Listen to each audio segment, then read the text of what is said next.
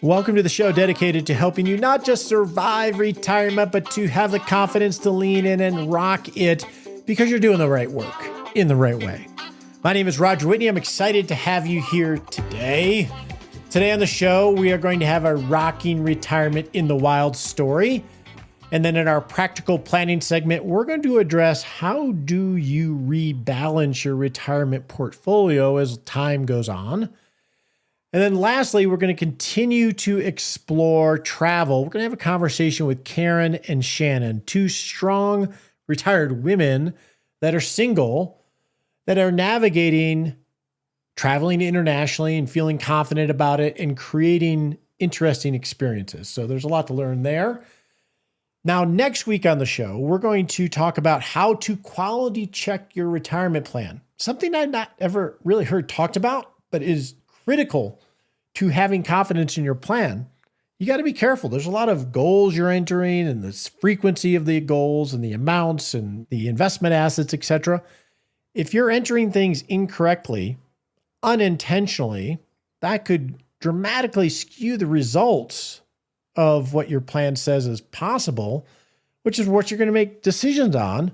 Garbage in, garbage out. We got to be careful about that. So that's what we're going to do next week. But for now, let's get to rocking retirement in the wild.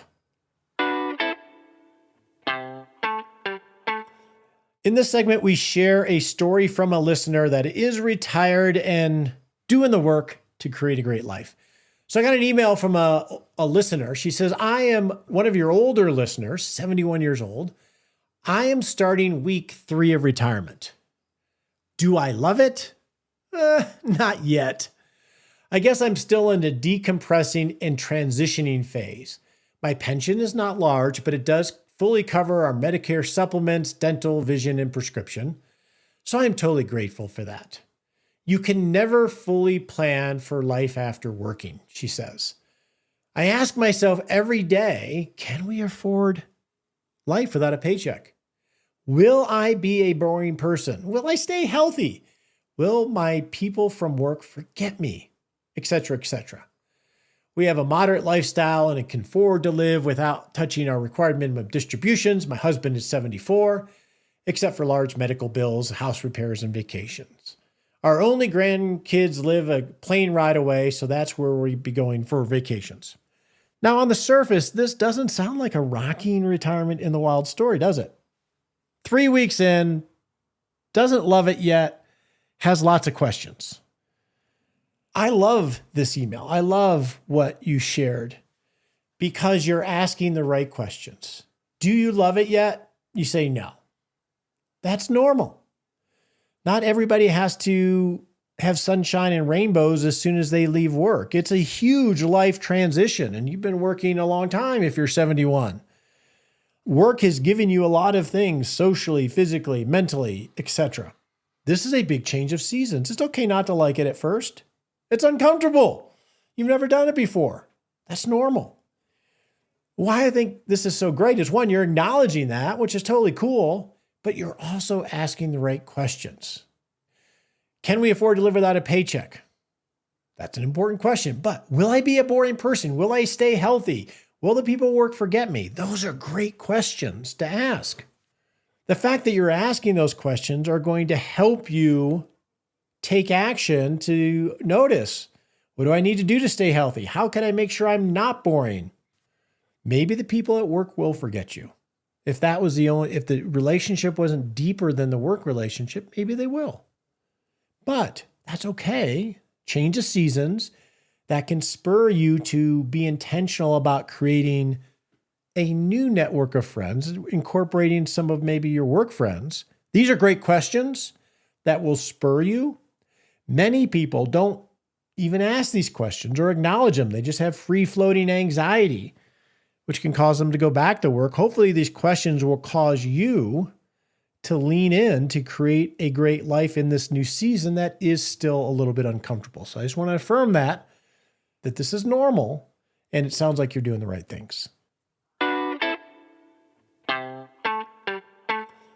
In our practical planning segment today, I want to review how to rebalance your portfolio in retirement.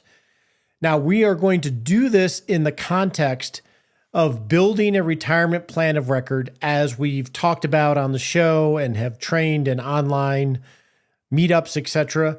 We're assuming that you've created a plan of record where you have your vision, you've assessed that it's feasible, and you've made it resilient by putting a purpose for every dollar that you have that is funding either your contingency or your emergency fund, your near-term peace of mind by building a 5-year income floor, or an upside portfolio to battle inflation over the long term.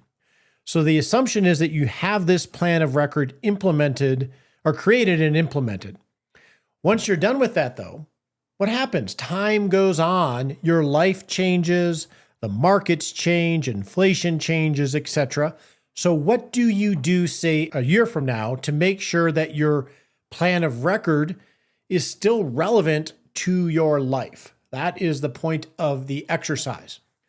So let's talk through the protocol to do this.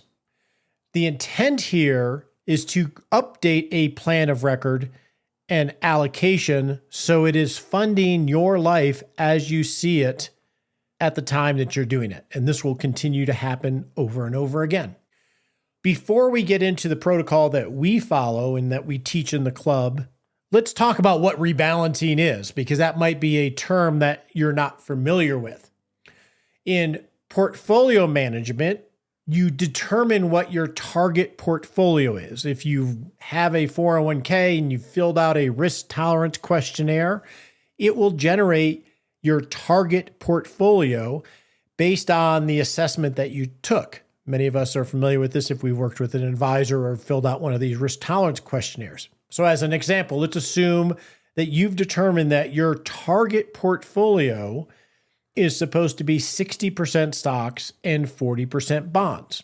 And that is the target, and you or your advisor implement a portfolio that targets that portfolio.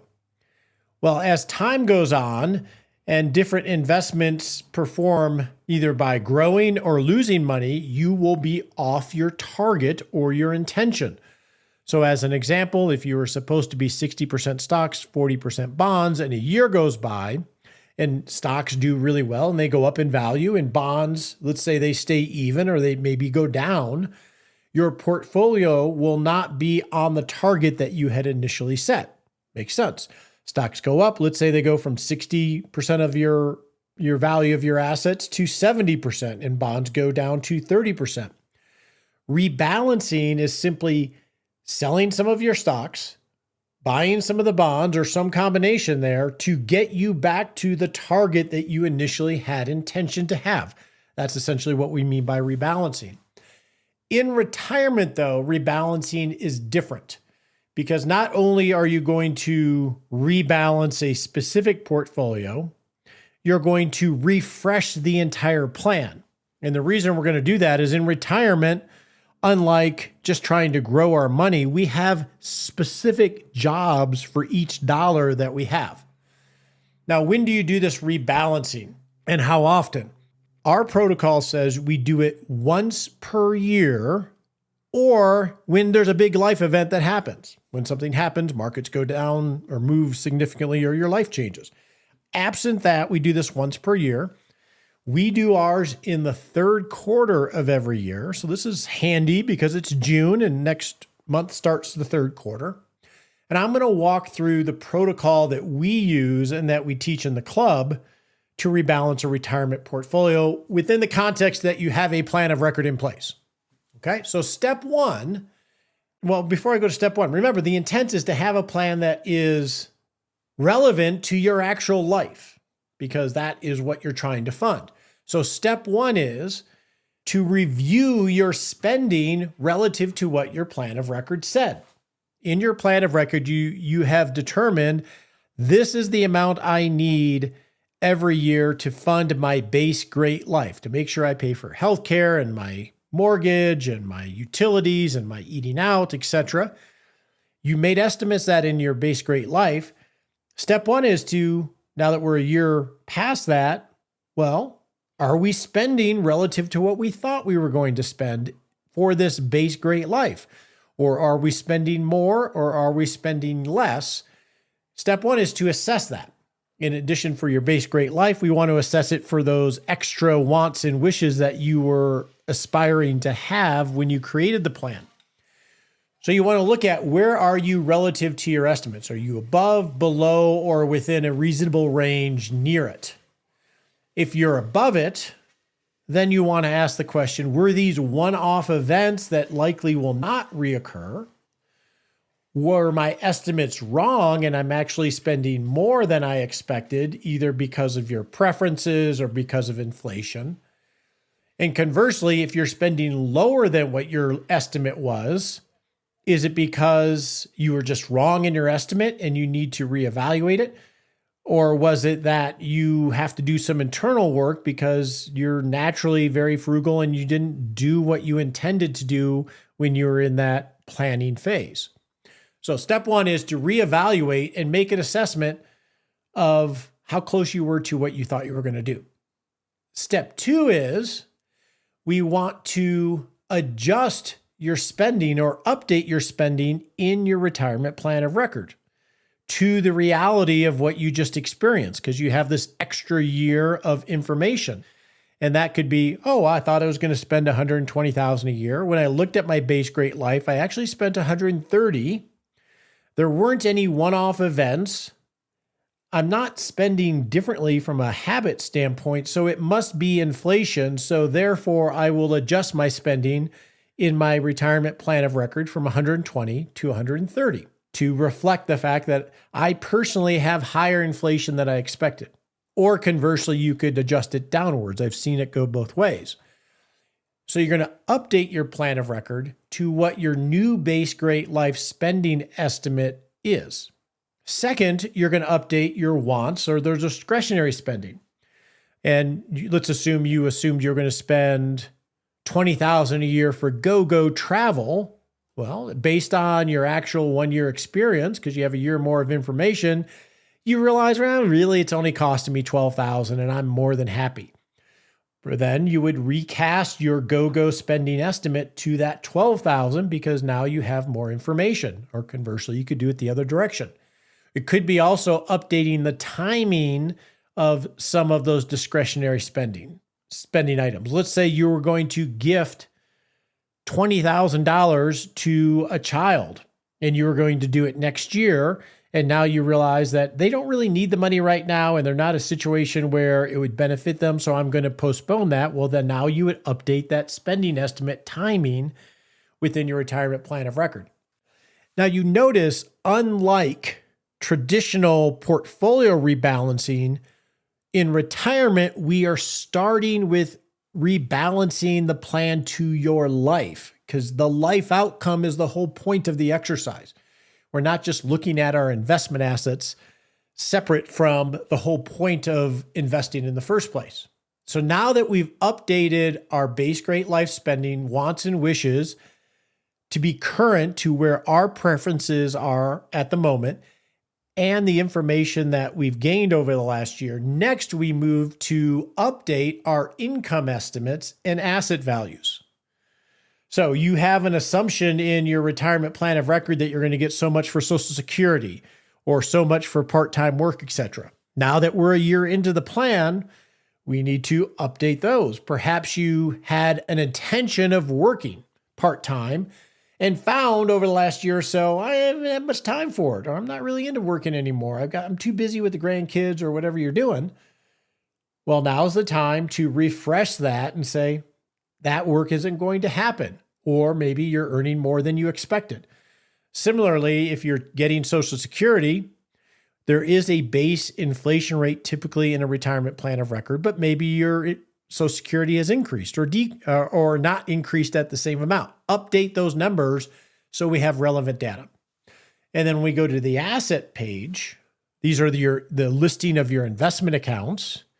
We want to update the value so we can have the most real-time data we have now. Last year, when you did a retirement plan of record, maybe your IRA was at $1 million.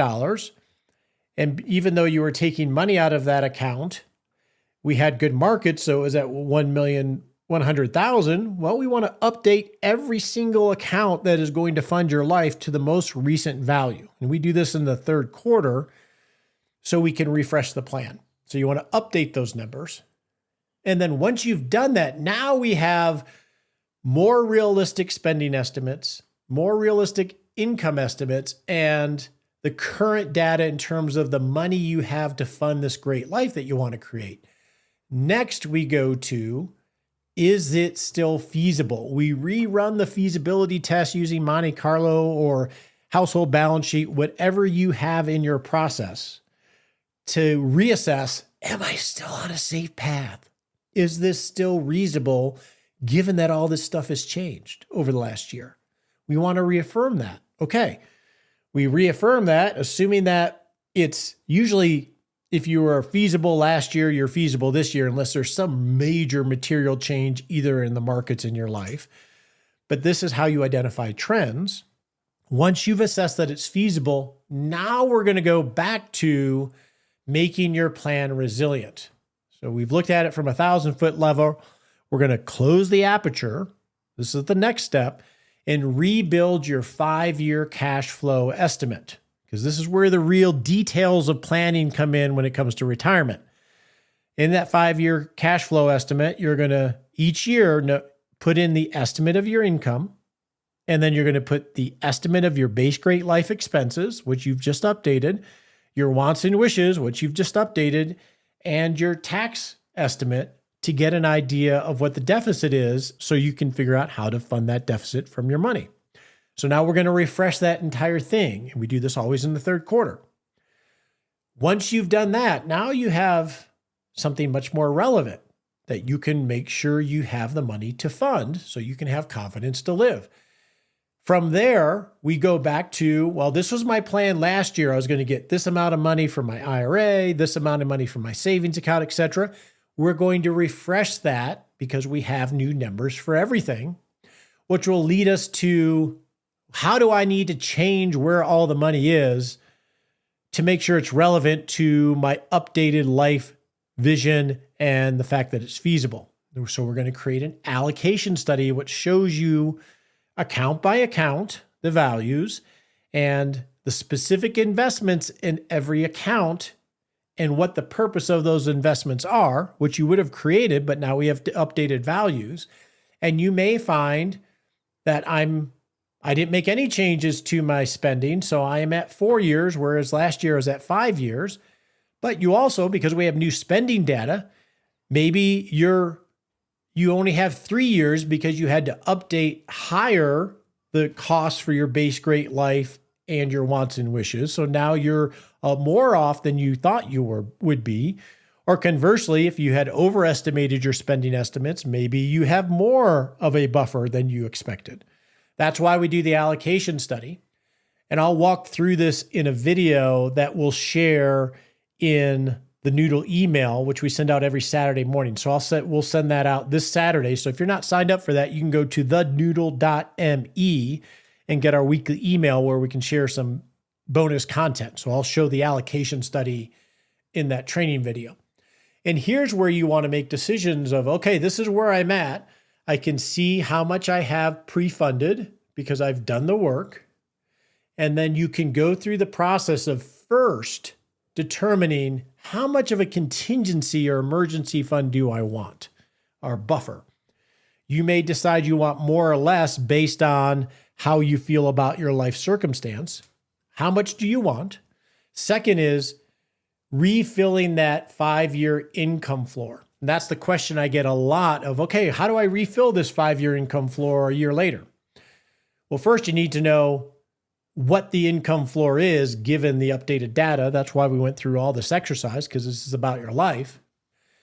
So do I really refill that every single year? So the answer is yes. You're going to do this once per year, assuming no major life or other changes. You only need to do this once a year. The default is once a year, you reallocate all of your investment assets to refill that 5-year income floor. Now, there's a little bit of nuance here. The default is that you want to have the next 5 years pre-funded, as we've talked about in previous episodes. especially in early retirement, because in early retirement, meaning prior to Social Security, you're not going to have that guaranteed Social Security income turned on yet. If you're earlier in retirement, you're going to have a lot of lifestyle volatility. I was thinking of the lady in the Rock Retirement in the Wild scenario. She's 71.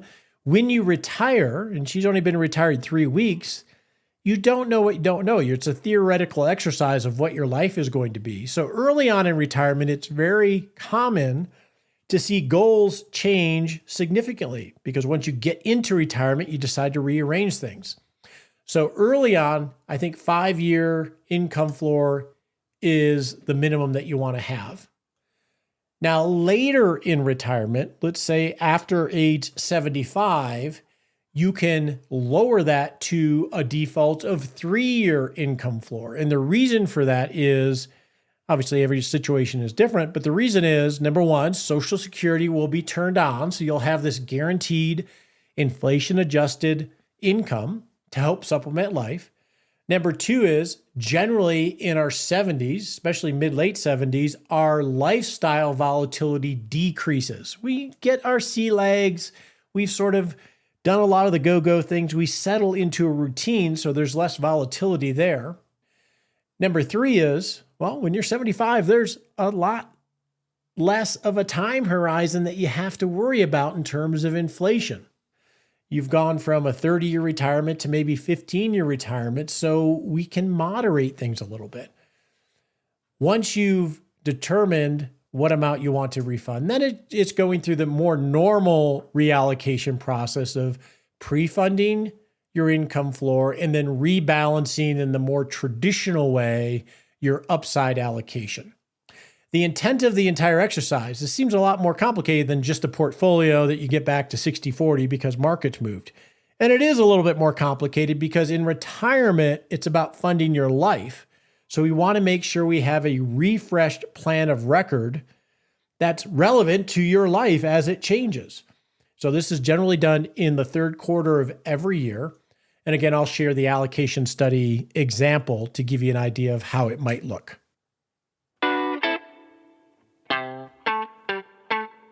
Now it's time to explore travel. We're going to talk with Shannon and Karen, who are both single, strong, retired women that are navigating traveling internationally. And one thing that I like about how they approached it is they approached it based off of community, but also interest. So I'm going to let them tell their story. So let's talk to Shannon and Karen. All right, while we're exploring how do you take retirement travel to the next level, I thought it'd be great to talk to two people that are retired and that are traveling and have done very interesting trips. And it happens to be two single women, Karen and Shannon. Karen has had a chat on the show before, Karen. So we're going to link to that. You went from no European travel to manic. I don't know if that's the word. Close. Close. But we'll have a link to that conversation with you from going from being a little bit, having some trepidation about traveling as a single woman internationally to being very comfortable with it. And then we have Shannon. Shannon, how are you? Good. I'm great. And the reason I reached out to two of you, because you both shared some photos in the club, because you just together with some others came back from a trip to Europe. So tell me how many people were on that trip? Oh, on the Paris trip, I think there were like roughly 45. And then there was the travel agent organizer, and then the two podcast hosts as well. And so that's big enough to hire a bus to get us from point A to point B. So how many people did you know that were going, that you had a relationship with? And Karen, I only knew about it because Karen told me that she had signed up for this trip. And then she told me about the History Chicks, which is the podcast. I was going to ask what the podcast was, the History Chicks. Love that name. Podcast hosts were the two women who narrate History Chicks. And I had heard about the podcast. I listened to it years ago. But frankly, I felt it was too long-winded. And how do I have time for this? It's like 2 hours episodes sometimes. History podcasts can be that way for sure. Yeah, and retirement ones can too, as we know from experience with another podcast. We know Jim Sonia in the IRA show. Yeah. We love those guys. You got to be doing it as a multitasking function. You know, you're walking, you're driving somewhere, whatever. It might take you a good while to, and then you have time to listen to the whole story. So you heard about the trip from Karen, and I'm assuming the two of you met in the club, the Rock Retirement Club. I heard the interview that she had with you. Okay. Oh, Karen's like me. She's also widowed and she's single. And I didn't know how old Karen was or any more than that. So I was intrigued and I decided, I'm just going to message her. And then we ended up finding out a little more about each other that way. And so I don't know, Karen, why don't you, maybe you can relay some memories you had about that first. Well, I am, Roger said manic. I started being very frightened of travel, being very afraid to do anything new. And as I tried more new things and as I got braver, I'm getting more and more interested in pushing my boundaries. And one of the boundaries here was to do a pretty long trip and to really do a deep dive into history, because I'm a complete history nerd. And that was a good organizing principle, other than just going to check the boxes for places. They call them like-minded people. These are other people who geek out on history and want to dive deep into the details. And there are a lot of little niche things like that, right? And there's adventure travel. There's, the Band of Brothers type travel. Mm-hmm. There's even just social travel, like the cruises that we've done in the club. And how did you, so Shannon reached out to you. So how did you guys develop enough of a relationship that you'd actually want to go on a trip together, or at least in a group? I was going to go. And I had already put down the money for a single room. And it's significantly more expensive to do a single. And Shannon was interested, and it looked like a good deal for both of us.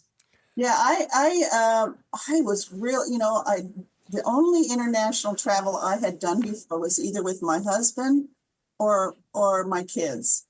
And I was nervous as hell about flying to a foreign country that did not have English as its number one language, without some kind of person to meet at the other end that I knew. And so Karen said, but I'm going to be coming in kind of at the last minute from another trip, where I'm in Amsterdam. And so, but I said, I really need a couple days to acclimate. So I knew I would be arriving without Karen there. So it was a little nerve-wracking. And also, personally, the reason why I have not traveled alone before, even in the US very much, is because I have a pretty serious shellfish allergy. Oh, yeah. And Karen said, that doesn't bother me. I'm not intimidated by that. I'm okay with helping you if you need to get some help. So I said, great. I mean, I was just delighted that somebody was not going to be going, oh gosh, I don't know about this. And so we got to know each other better, and we decided to meet up on FaceTime more and find out about each other's personal lives a little more. And I think I'd seen Karen on some of the meetups on Zoom, with here. But it's the solo one. I remember seeing Karen on in the single solo group as well. But that's about it. I didn't, know much about her. And So we got better acquainted. And then she said, listen to the History Chicks. They have a recap of what they did in a prior Paris field trip. And listen to what all the travelers that went last year, what they had to say about it. And I did, and I went, oh my God, I got to do this trip. This sounds amazing. And I decided to be, it would be a challenge, a personal challenge to go and fly over there, check the hotel, get set up, go on my own. But I was going to do it until, Karen showed up a few days later. Because that was the first time you met in person. You haven't met at the roundup or anything like that, right? Yeah. No, I've been to the roundup, but I was with, I met other members there and we shared accommodations. So it wasn't like I had gone completely on my own. Actually, I think the very first year I did, I was on my own, but it was a very short trip. It was only like 2 days or just for the roundup. And then I went somewhere else afterwards. So you had a couple hurdles to overcome. One is traveling international, which you hadn't done a lot of, traveling international alone, knowing that you're going to arrive alone. And it's intimidating when you get to a huge international airport. Maybe you can read the signs.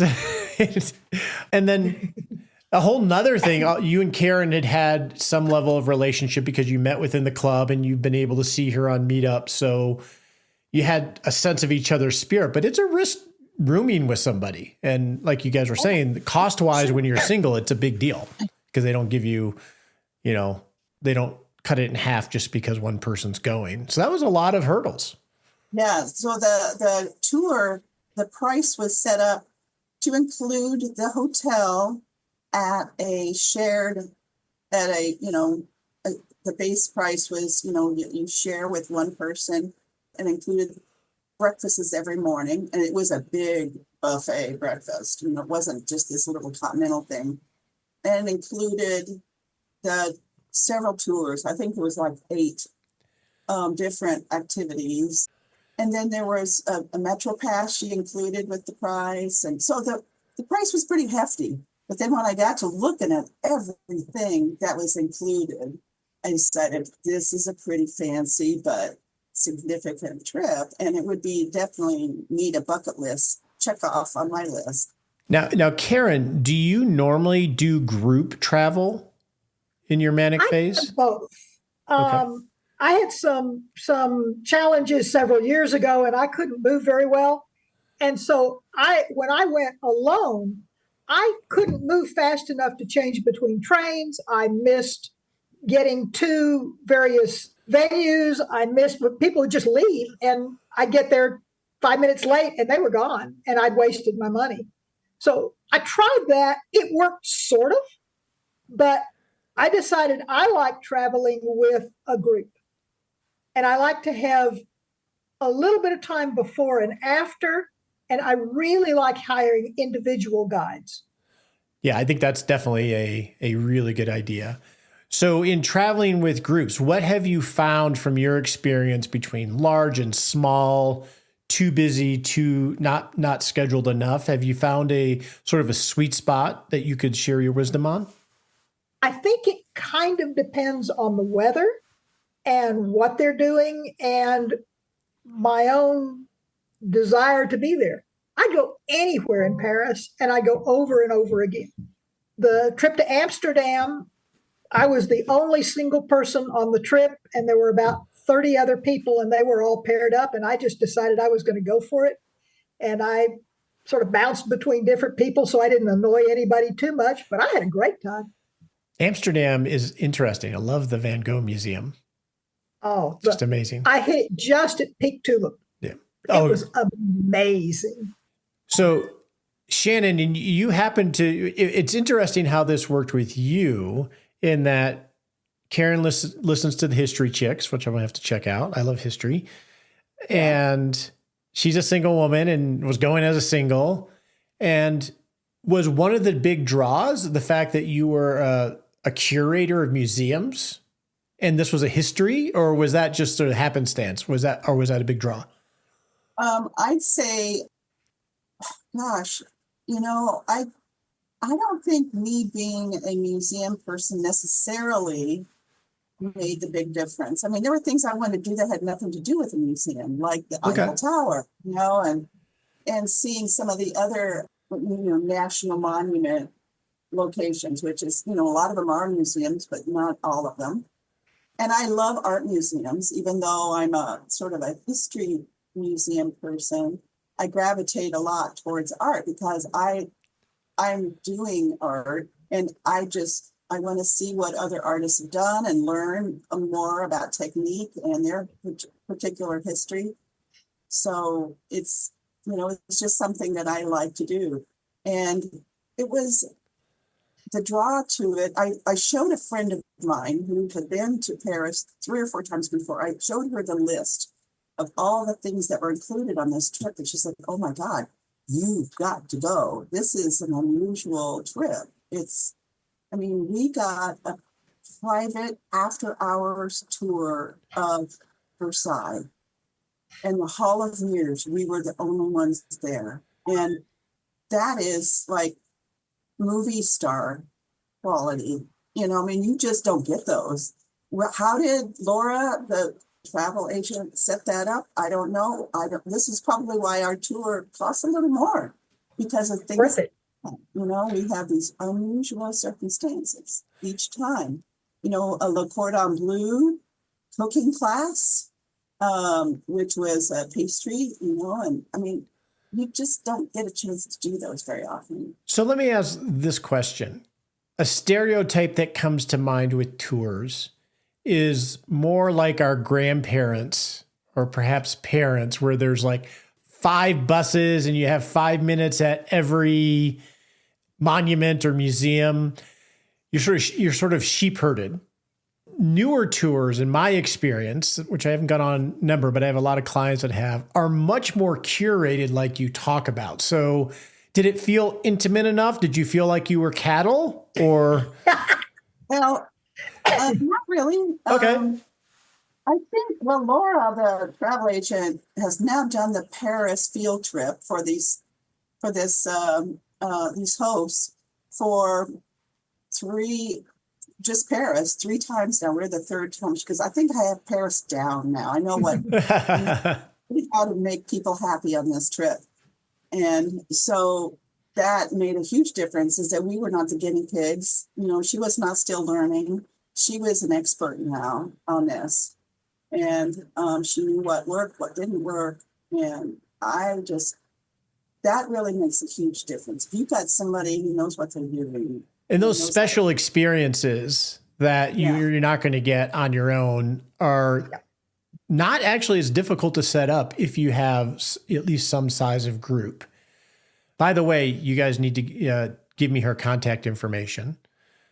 One thing I've discovered is, like, last year I did 2 things with Michael Easter, and I just raised the flag within the club, and we ended up having 8 or 9 people go on that, many single individuals as well as couples, just because everybody already felt like they had, it was organized and we already had some affinity. So I'm going to know somebody there, which feels good.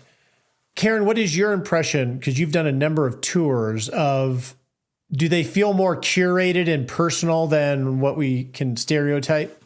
I had less fun alone. I really liked the curation. I read about memories per dollar as a metric for travel. And this was, I've been on a bunch of tours that were just really, really good, but this was maximum memories per dollar. And there were little flourishes that you'll think about forever. We were on a champagne cruise on the Seine at the end. And as we passed under Pont Neuf, the bridge, someone had great big pillowcase of rose petals and flung it, and it fluttered down onto the boat. That will never happen again. That happens to me all the time. That happens to me all the time. It was just like it happened. was magic. It really, it's those little magic moments that you remember. So Yeah, we concentrated each, we were not, I've been on a river cruise, on the Danube River. You do feel like you're just cattle on that, you're herded and everything. Whereas this is a concentrated thing. Each day is basically one major thing. That's it. You have all this free time to do whatever you want in the afternoon or in the morning, depending on the time of when it is. And it was not like a typical bus tour. And I think that's more normal than we think. And then did it help in the experience knowing that you had the easy button, the travel agent and escorts to help you if you needed it? Right. And, it was all carefully thought out before. So you just didn't have to do you just showed up. And all this was provided for you. This wonderful cocktail hour before you sat down, before you sat down for your lunch. Everything was choreographed. And no doubt there are some, not so great ones, just like cruise lines or anything else. We're going to feature from time to time higher quality travel groups. Like one, I know one of you's in the Midwest that you'll recognize the name, like Zingerman. Zingerman is this famous deli in Ann Arbor, and they actually do travel trips. Oh, I didn't know that. Yeah. And Road Scholar is another one. So we're going to try to feature some of these because I think it's if they're done right, they can really be a safe place to enhance the journey because of the community aspect of it. This was a lot like Road Scholars with Sparkles. Okay. Yeah. I've never been on Road Scholars. Road Scholars with Sparkles. They're good. It was geared towards history of women. There were the history chicks, many of them members in this sort of what we call this extended fan club type of thing. Some of them brought their husbands, though, and they called them roosters. Okay. Or the brother. One of them brought her brother. I'm bringing a rooster. What? Okay. I didn't know. So let's talk. Let's talk to people that are single, that maybe aren't as comfortable traveling or haven't had to for whatever reason. What counsel? We have a manic traveler that's single, and we have a newer international traveler that's single. What wisdom would each of you give or word of encouragement around travel? People are nicer than you expect and more helpful than you expect. And you just have to swallow your courage and get out there and try. Okay. Yeah, for sure. Swallow your fears. And also just trust that people they are like you. They want to have friends too. They want to be encouraged and supported as well. And, in this group, it was great because there were one of the members in our group, she travels solo, and she had her 30th birthday when we were all in the Hall of Mirrors at Versailles, and she twirled around, and it was an amazing feeling. We all were so excited for her. You develop these bonds, particularly. I think there were some couples, but I believe that the single people or the people that came without their spouses, we all kind of just bonded a little more tightly. We became true friends and trusted each other and communicated on WhatsApp as a group. That to me was the convincer that I was going to be okay on this trip, was to have, Laura sets these up. She says, every time I set up a group before we go, and that way you guys can talk about what you want to do on your off hours, who you want to have dinner with. You can set all that up on your own, and I'm there, if you want to ask me questions, but I'm not.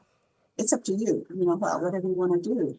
And that was really smart. And And I think that's very, very helpful to have a really easy way for people and a private way to talk with the fellow travelers ahead of time. Get to know them a little bit. And it's like, it's okay to be nervous or afraid, but you do it anyway because you know. You'll be safe. You've got somebody there that's looking out. Really, she's the bottom line. She's looking out for the safety of everybody. And it's probably good to start with something like a Zingerman's or a Rhodes Scholar or something that is reputable and known. This is not without difficulty. 2 people on our trip fell and had fractures. Did they go to the ER? One of them did for sure. The other one, I'm not sure. And that is really when the host or the production team of the tour, that's when they prove themselves or not, right? Yeah, and I complimented her. I said, "You are a calm person. You steadied the ship." You know, she was great. She said, "This is the trip that's had the most foibles." You know, foible. I like that word. You know, people running into some sort of a problem like this, you know, health issue or whatever. And so she was a little nervous, I think, but she didn't show it. She was very stable. She was great. Well, I appreciate the 2 of you coming on to share your story from a manic perspective and, you know, going on my own, not for the first time necessarily, but first time, long time, international. I think they're great bookends to show and hopefully be an exemplar for someone, because we always have all this stuff in our head, and it's so helpful to see people like us that are a little bit head on the trail saying, no, it's fine. It works. It makes all the difference. So thank you so much for sharing that. I knew Shannon, because of the RRC, would have similar values. And that mattered too. That helped. I knew that. It really did. Practical person. She was concerned about her budget. Sometimes we talked about that. Have a budget, you know, and such. So that really helped, I think, quite a lot. I didn't feel it was necessarily a safe topic to bring up with any of the other people. Yeah, we're a little bit different that way. Thank you so much. I can't hear about what each of you do next. Okay. Yeah, I'm playing the next one. We can't wait. On your marks, get set.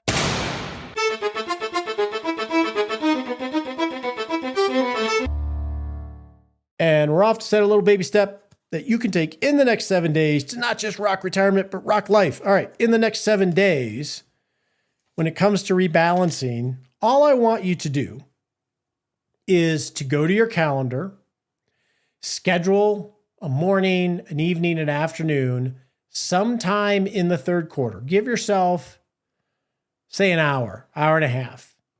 Put it on your calendar and name the event your retirement rebalancing meeting, and write out a structure for how you're going to about doing this and have it on the calendar. And that way you can see it. And as you get closer to that date, you can start to gather the information that you need in order to execute the meeting. But get it on the calendar. That way you don't have to think about it and wonder when you're supposed to do it.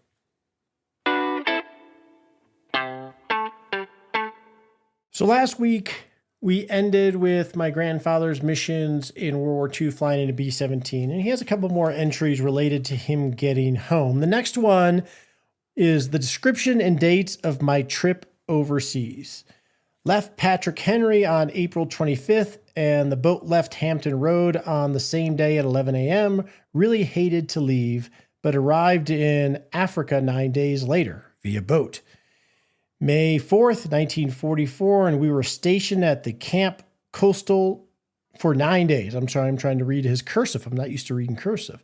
Left Africa 13th of May and arrived in Naples, Italy, the 16th of May. And then were sent to Bogaglia, Italy, 20 miles north of Naples to await assignment. Left Bogaglia the 20th of May and arrived in Foggia, Italy, the 21st of May. Were assigned to the 342nd Bomber Squadron of the 97th Bomber Group. Met up with the rest of the boys. Sure, a swell reunion. And then next week, we'll have his going home. Hope you have a great day. The opinions voiced in this podcast are for general information only and not intended to provide specific advice or recommendations for any individual. All performance referenced is historical and does not guarantee future results. All indices are unmanaged and cannot be invested in directly. Make sure you consult your legal, tax, or financial advisor before making any decisions.